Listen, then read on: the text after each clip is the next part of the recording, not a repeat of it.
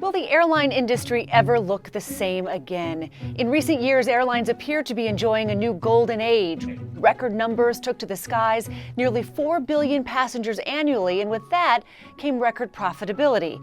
Then virtually overnight, the COVID-19 pandemic brought air travel to a halt. In May, TSA screenings in the U.S. alone have dropped dramatically compared to the same period last year. Back in March, when bailout talks began in Congress, the devastation facing the aviation industry put it nearly first in line for rescue relief. Yet some even questioned whether the industry was worth saving. How does anybody deserve to get wiped out? Well, but just be clear, who are we talking about? We're talking about a hedge fund that serves a bunch of billionaire family offices? Who cares? Let them get wiped out. Who cares? The U.S. government felt otherwise, propping up the industry with $50 billion in funding. But that money won't be enough to solve the biggest crisis the industry has ever faced. With no obvious path to profitability in sight, a timeline for a return to normal, well, major CEOs are saying not months, years. So what options does that give airlines? The U.S. market itself has little room left for consolidation. Just before the shock of 9/11, there were 9 major carriers. Today, there are 4. 9/11 was something that nobody expected to happen. It was, until 2 months ago, the worst disaster, economic disaster in aviation history. In 2008 and 2009, we had the big economic recession, and that was a big deal to airlines. And we saw a bunch of airlines decide that it would be better to merge with a competitor than go after it alone. The 4 majors, Delta, American, United, and Southwest, combined control around 80% of all miles flown in the U.S. The remaining market is made up of smaller carriers, several of them low-cost ones like JetBlue, Allegiant, and Spirit Airlines. A merger among the majors is still possible, and antitrust regulation has been favorable to them in the past, but the remaining 20% of the market may be more likely to see bigger changes.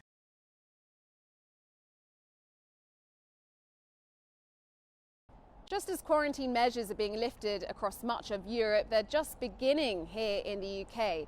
People arriving from today will need to self-isolate for 14 days.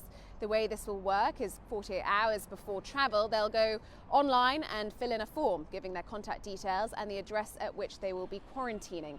There could be spot checks at those addresses, and people flouting the rules could face a fine up to £1,000 or $1,300. Now, the government has come under a lot of criticism over these measures. Some people say it's come too late. It would have been far more effective early in the pandemic when the UK had far fewer cases than much of the rest of the world. Some also say it's a very blunt and broad tool, and it might be better to test on individuals and then quarantine them on a case-by-case basis. The travel sector says it will be hugely damaging. Airlines, British Airways, EasyJet and Ryanair say they are threatening legal action against the government over the quarantine. Then right on the other side, there are those that agree with the quarantine in general, but think it should be much stricter. People arriving into the UK can still take public transport to get to the address where they'll be spending the next 14 days.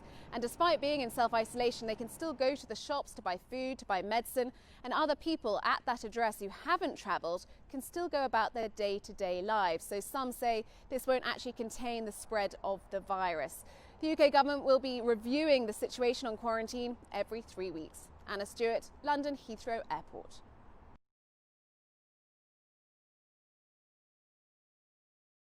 I've today left hospital after a week in which the NHS has saved my life. It's April 12th. 10,612 have tragically died. The UK on its way to becoming the sick man of Europe. 20,000. 30,000. 40,261. It was here, St Thomas's Hospital, where the NHS saved Johnson's life. But how did it come to this? The UK with the highest COVID-19 death toll so far across the whole of Europe. Germany, France, Italy, Spain were all weeks ahead in their coronavirus experience. Johnson told the nation the country was ready. Very well prepared. But neither he nor the country were. I was at a hospital the other night where I think there were actually a few coronavirus patients, and I shook hands with everybody. Europe was shutting down all major sporting events, but not the UK. This is not a major way to tackle this epidemic. The government also appeared to have another agenda.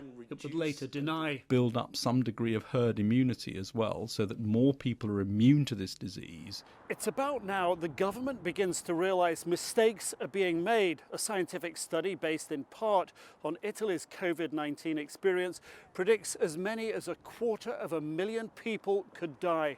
Johnson's response is slow. We need people to start working from home. The death toll is 71. Then another 4 days, another half step. We are telling pubs, bars, restaurants, clubs to close. Finally, after a further 3 days. You must stay at home. But the die is cast.